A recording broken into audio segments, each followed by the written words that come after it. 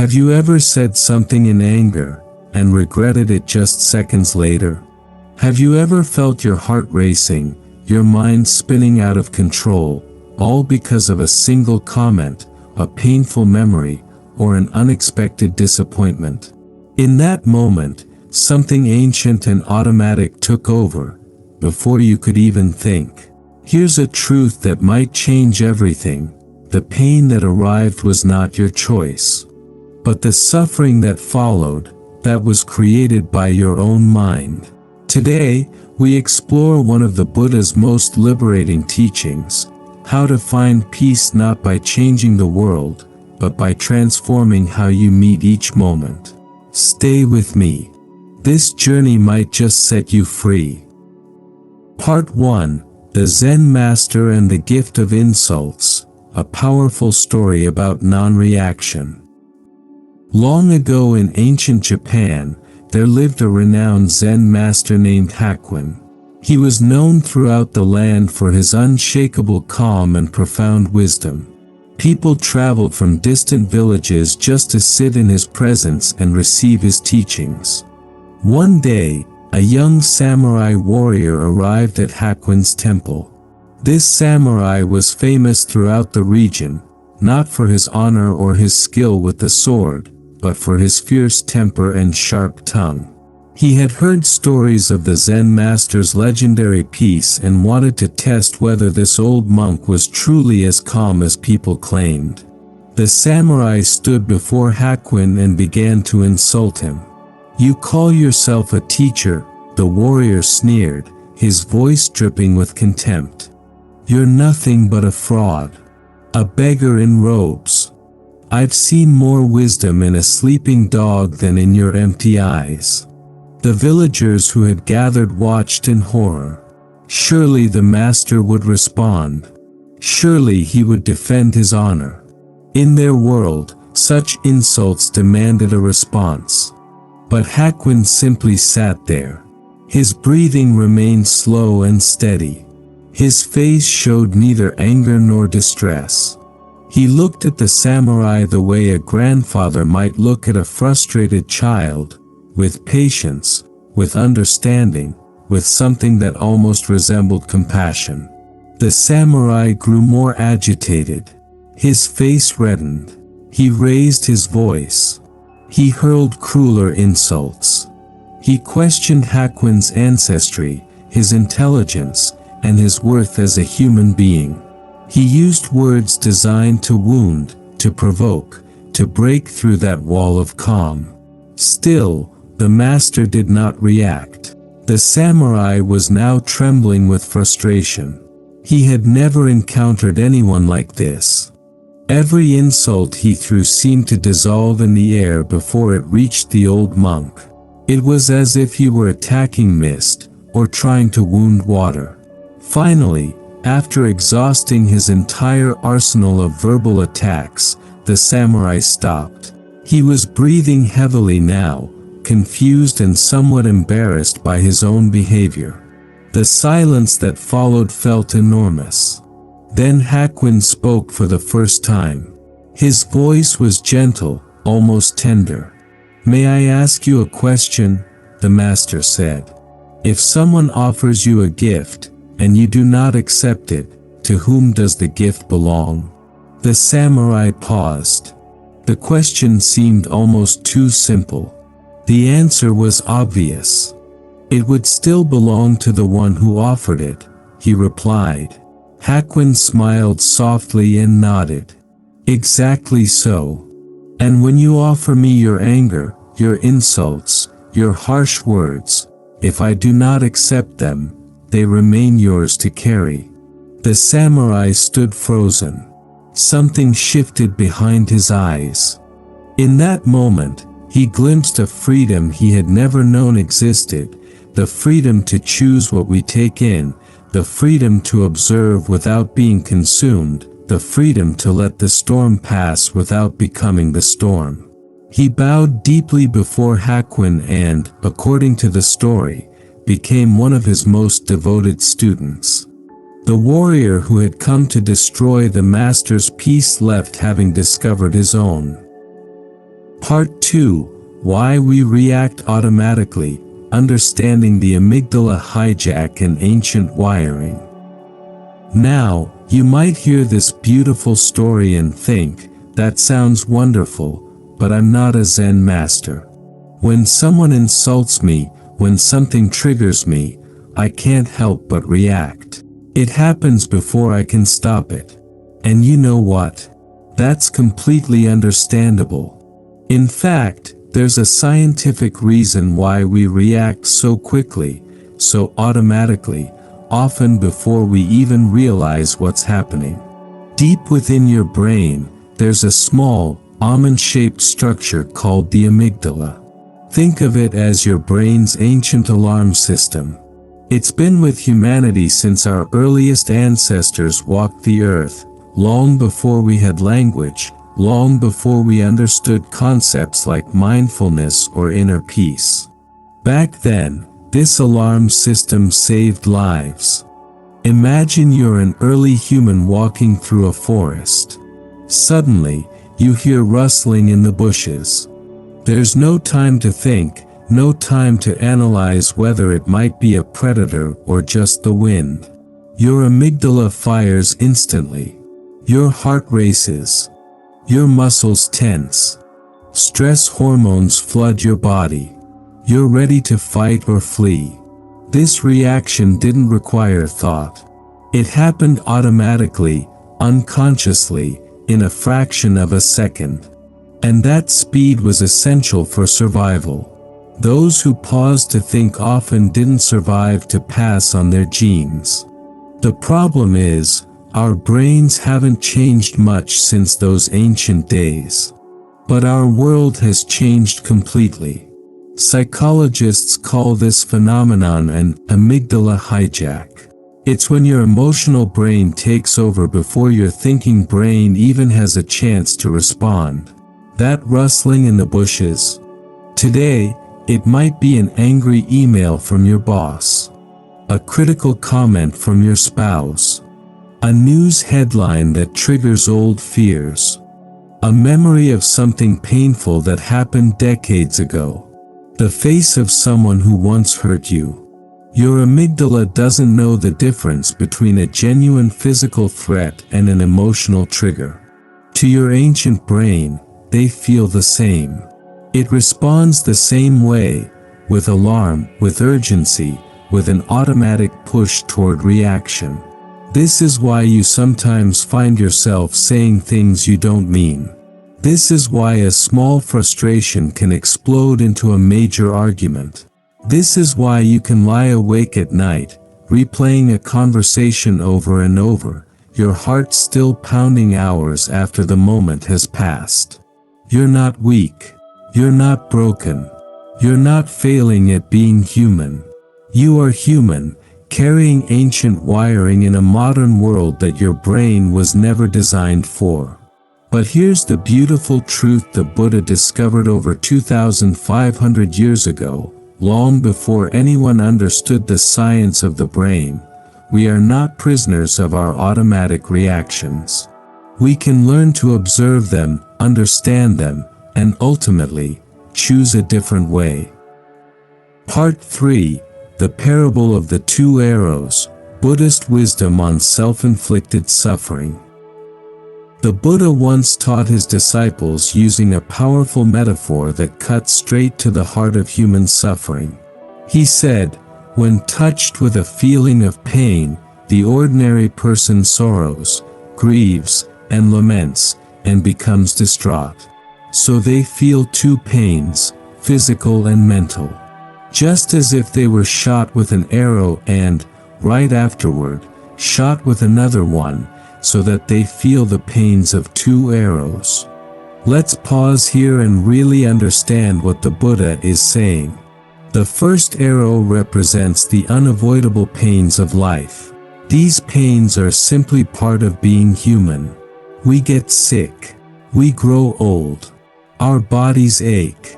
People we love pass away. Relationships end. Jobs are lost. Dreams don't work out. Disappointments come, uninvited and unwelcome.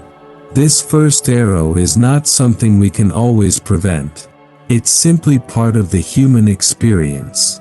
No amount of wisdom, wealth, or spiritual practice can make us immune to life's inevitable difficulties. But here's where it gets interesting. The second arrow is the one we shoot into ourselves. This second arrow is our reaction to the first pain. It's the resistance. The "why me?" The endless replaying of what happened. The catastrophizing about what might happen next. The anger at ourselves for feeling the way we do. The shame about our pain. The pain about our pain. Think about it this way.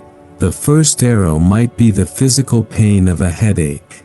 The second arrow is spending the entire day frustrated and irritable, complaining to everyone about how unfair it is, worrying that something must be seriously wrong, ruining hours of precious time because of the story we're telling ourselves about the headache.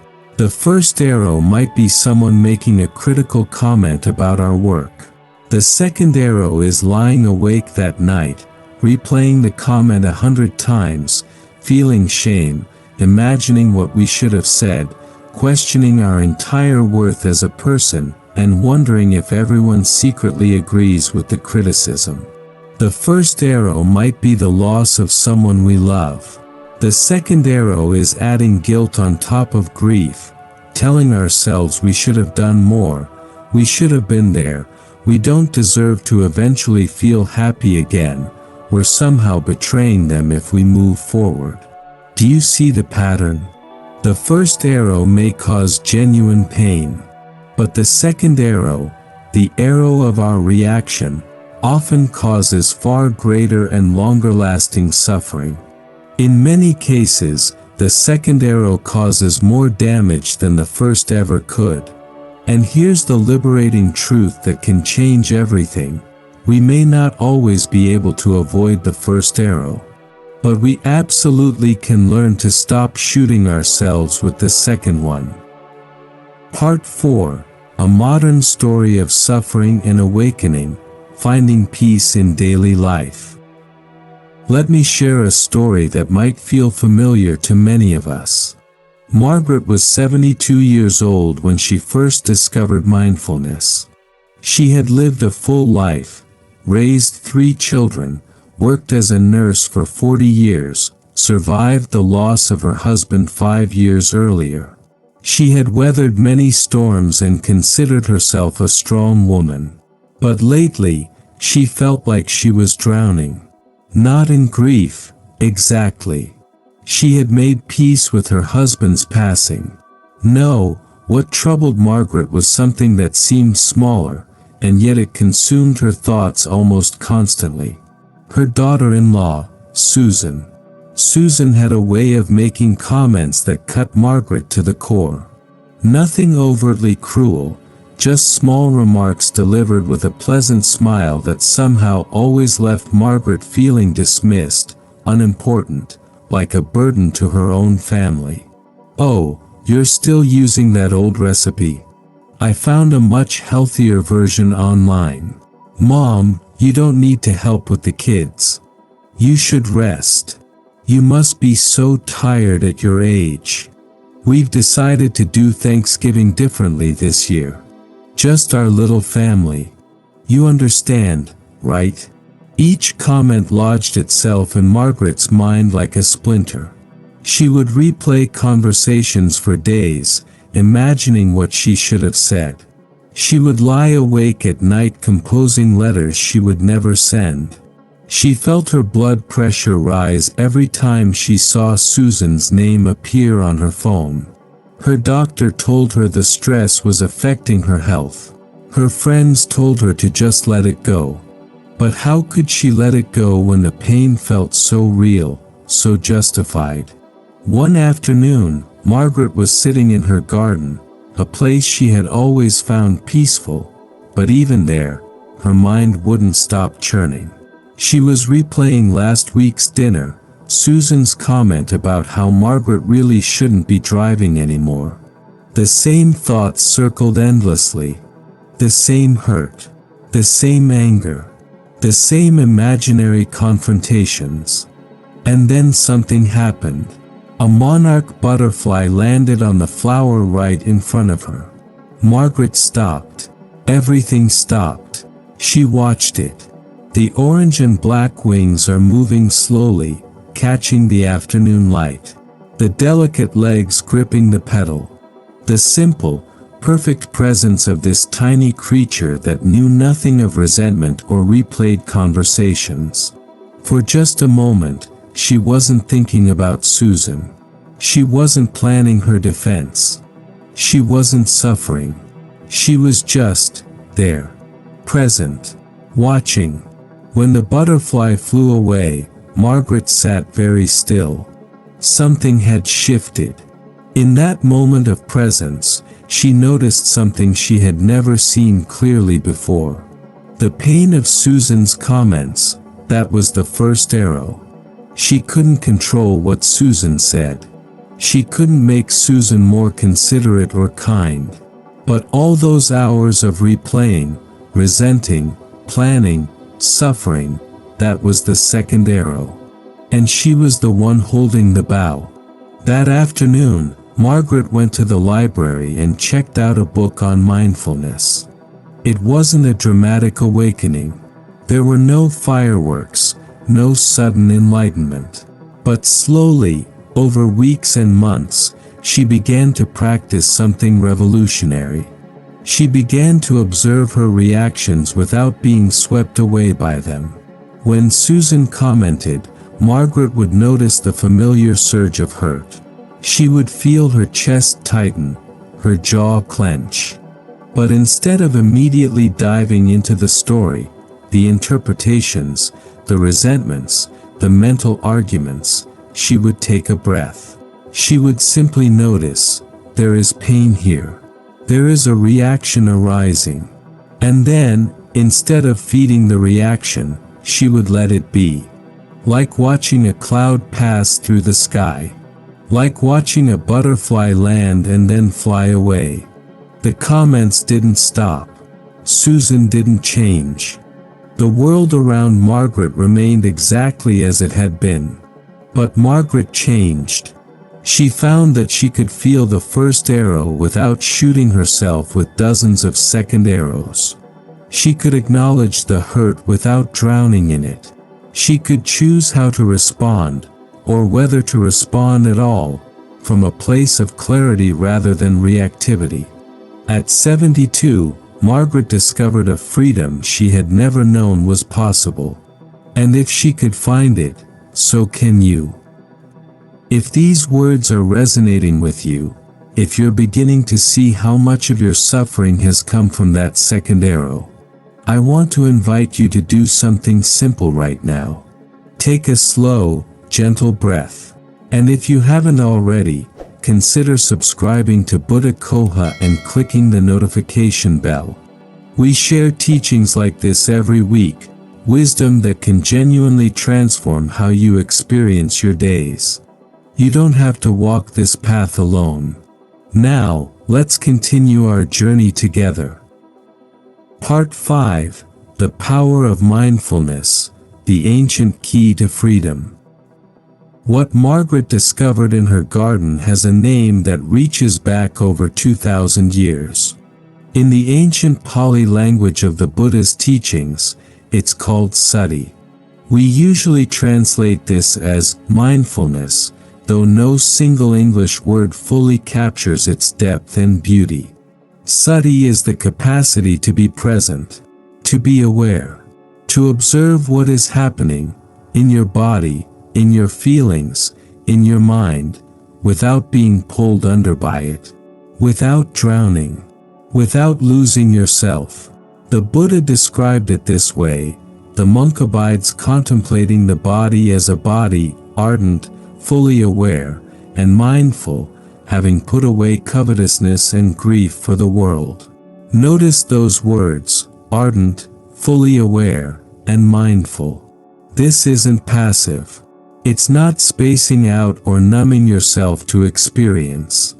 It's an alert, warm, curious attention to your present experience. You're fully here, fully engaged, but not caught, not trapped, not swept away. Imagine you're sitting by a river on a peaceful afternoon.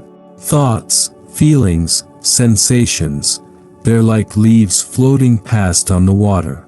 You can watch them drift by. You can notice their shapes and colors.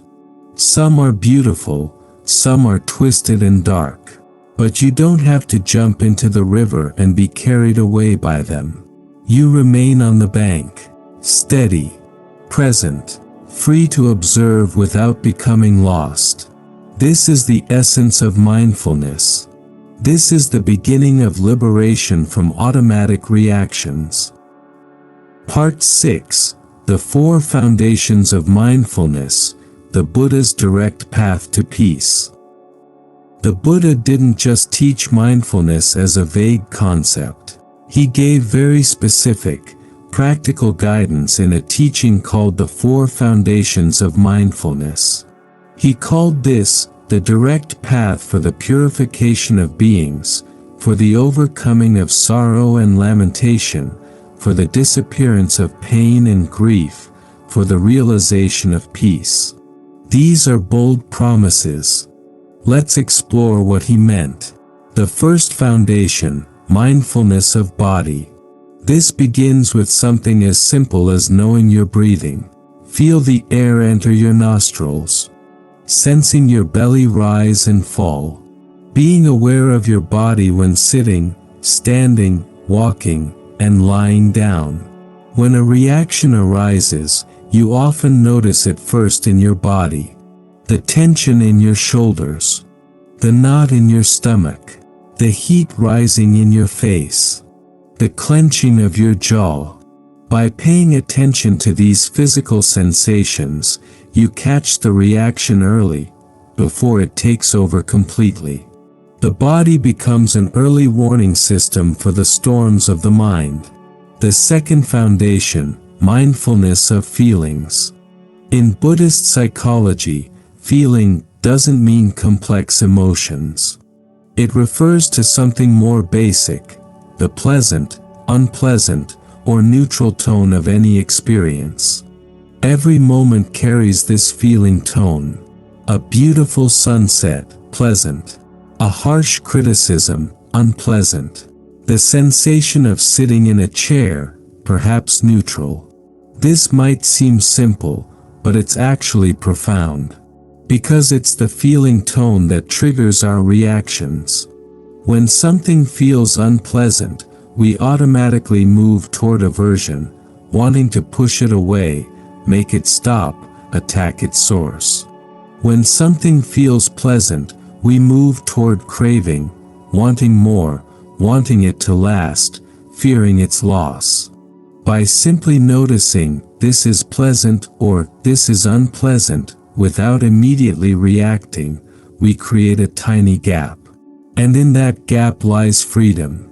The third foundation, mindfulness of mind. Here, we observe the overall state of our mind.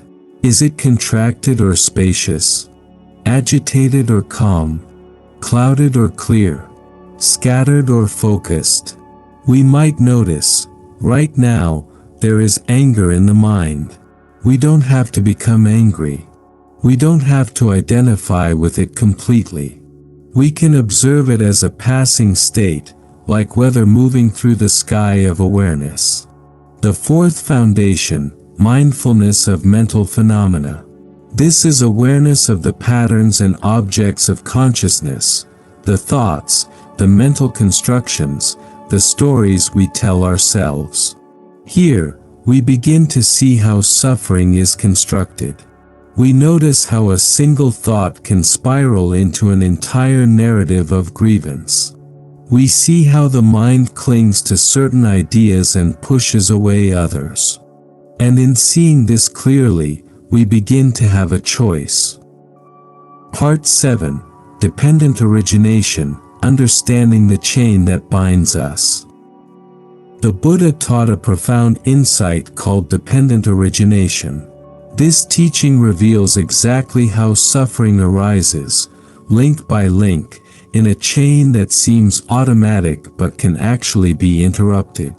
One crucial part of this chain works like this: contact, feeling, craving, suffering. Something makes contact with your senses. You see something, hear something, remember something. Immediately, a feeling arises. Pleasant, unpleasant, or neutral. If we're not mindful, craving automatically follows. If the feeling was pleasant, we crave more of it.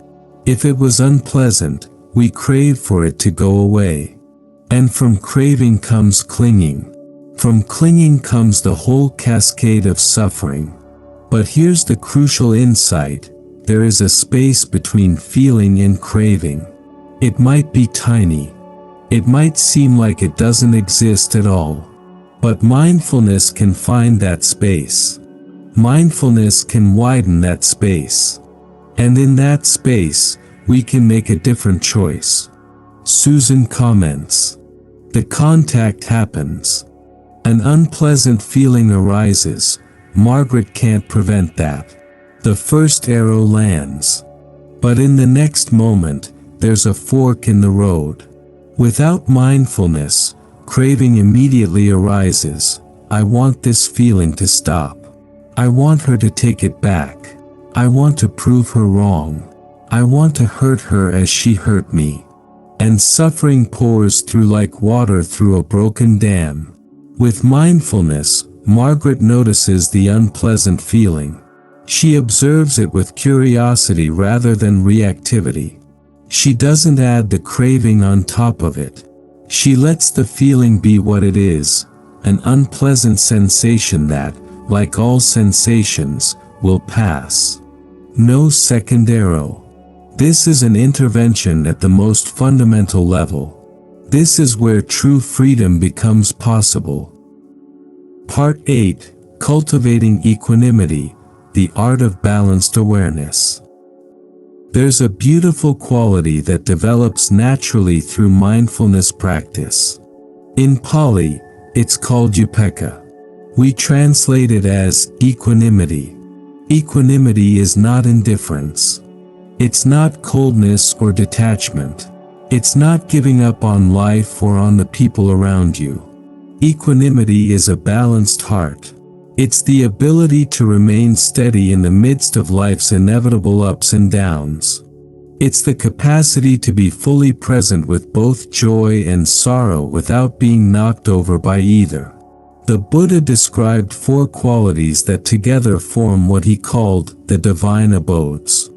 Loving kindness, metta, the wish for all beings to be happy. Compassion, karo, the wish for suffering to be relieved. Sympathetic joy, mudita, rejoicing in the happiness of others. Equanimity, upekkha, balanced, non-reactive awareness. These qualities work together beautifully. Equanimity without love might become cold detachment. Love without equanimity might become overwhelming attachment. Together, they create a heart that is both open and steady, caring and wise. Imagine a deep lake. Storms may come. Winds may blow across the surface. Waves may rise and fall. But in the depths of the lake, there is stillness. This is equanimity. Not the absence of feeling, but the presence of a deeper stability that can hold whatever arises. Part 9: The Practice of Notice, Name, Return, a simple path to mindful living. Perhaps you're thinking, this all sounds beautiful, but how do I actually do it? How do I practice this in my daily life? Here is a simple, practical approach. 3 steps that anyone can learn, at any age, in any situation. Notice. Name. Return. Step 1, notice. When a reaction begins to arise, simply notice it. You might feel it first in your body. A tightening in your chest. A clenching in your jaw. A flutter of heat in your face. You might notice a thought appearing, how dare she? Or, why does this always happen to me? The first step is simply to wake up enough to notice, something is happening here. Step 2, name. Gently, silently, give a name to what you're experiencing. Not a long story. Not an analysis. Just a simple label. Anger is here. This is hurt. Fear is arising. There's tightness in my body. Naming creates a bit of distance. Instead of being completely identified with the experience, instead of being the anger, you become someone who is observing anger. Step 3, return. Now, gently return your attention to something grounding. This might be your breath. Feel the air entering and leaving your body. This might be your body. Feel your feet on the floor. Sense the weight of your hands in your lap. The breath and body are always here, always available as anchors. And here's the important thing, you will need to do this again. And again. And again. The mind wanders. Reactions arise. You get swept away and then remember to practice. This is completely normal. This is not failure. This is the practice. Every time you notice, name, and return, you are strengthening a new pathway. You are training your mind in a different way of being. Part 10, Words of Wisdom, Timeless Buddhist Quotes for Reflection. As we near the end of our journey together, let these precious words sink into your heart. The Buddha taught, peace comes from within. Do not seek it without. We spend so much energy trying to arrange the external world so that we can finally be at peace. If only others would change. If only circumstances were different. But the Buddha points to a deeper truth. Peace is found by transforming our relationship with experience, not by perfecting the world around us. He also said, whatever is not yours, let go of it. Your letting go of it will be for your long-term happiness and benefit. So much of what we cling to, grudges, resentments, the need to be right, these are burdens we carry. And we can set them down. From the Dhammapada, hatred does not cease by hatred at any time. Hatred ceases by love. This is an eternal law. When someone hurts us, the automatic reaction is to hurt back. But this weapon wounds us more than anyone else. The path of mindfulness is also a path of love, responding with wisdom rather than reacting with harm. Part 11, A Gentle Invitation, Beginning Your Practice Today. So where do we go from here? Begin today. Begin simply. Begin where you are. You don't need special equipment. You don't need to travel anywhere. You don't need to be a certain type of person. You only need willingness, patience, and the courage to look clearly at your own mind. You might start with just 5 minutes each morning. Sit comfortably. Close your eyes. Feel your breath. Notice what arises. When the mind wanders, gently return. That's it. That's the practice. Throughout your day, bring small moments of mindfulness.